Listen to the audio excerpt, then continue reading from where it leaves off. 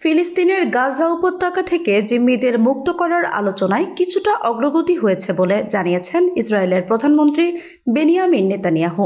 গতকাল সোমবার ইসরায়েলি পার্লামেন্টে আইন প্রণেতাদের উদ্দেশ্যে নেতানিয়াহু কথা জানান।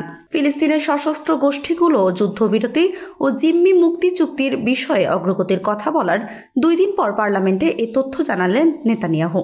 গাজায় 14 মাসের বেশি সময় ধরে ফিলিস্তিনের স্বাধীনতাকামী সংগঠন হামাসের সঙ্গে ইসরায়েলের যুদ্ধ চলছে। 2023 সালের 7 অক্টোবর ইসরায়েলে হামলা চালায় হামাস।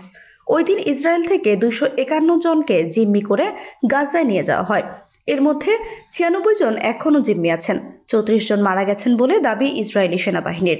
অন্যরা ইতোপূর্বে হওয়া যুদ্ধবিরতির সময় ছাড়া পেয়েছেন।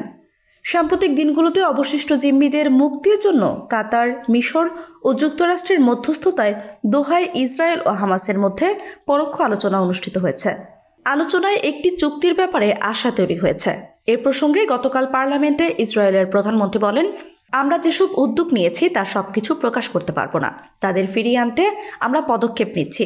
আমি সতর্কভাবে বলতে চাই, এক্ষেত্রে কিছুটা অগ্রগতি হয়েছে এবং তাদের সবাইকে বাড়িতে না ফেরানো পর্যন্ত আমরা থামব না। ইসরায়েলের প্রধানমন্ত্রী আরও বলেন, জিম্মিদের পরিবারগুলোর উদ্দেশ্যে আমি বলতে চাই, আপনাদের কথা আমাদের ভাবনায় আছে এবং আপনাদের প্রিয়জনকে ফিরে পাওয়ার আশা আমরা ছেড়ে দেব না। তারা আমাদেরও প্রিয়জন। জিম্মি মুক্তির লক্ষ্যে যুদ্ধবিরতির প্রতিষ্ঠার আলোচনায় সরকারের আন্তরিকতা নিয়ে প্রশ্ন তুলেছে জিম্মিদের পরিবারগুলো।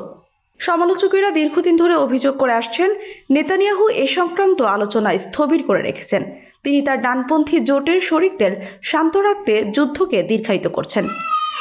এরই মধ্যে গত শনিবার হামাস, ইসলামিক জিহাদ ও বামপন্থী popular front for the liberation of Palestine আলোচনায় অগ্রগতি হওয়ার কথা বলেছে।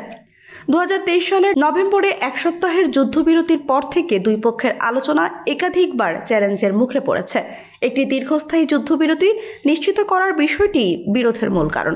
আরেকটি অমীমাংসিত সমস্যা অঞ্চলটির যুদ্ধ পরবর্তী শাসন ব্যবস্থা কেমন হবে তা নিয়ে। হামাসের সামরিক শাখা ইজ্জেদিন আল কাসাম ব্রিগেড বলেছে, সামনে ইসরায়েলি বাহিনী কিভাবে তাদের আক্রমণ চালায় তার উপর কিছু বন্দীর ভাগ্য নির্ভর করছে।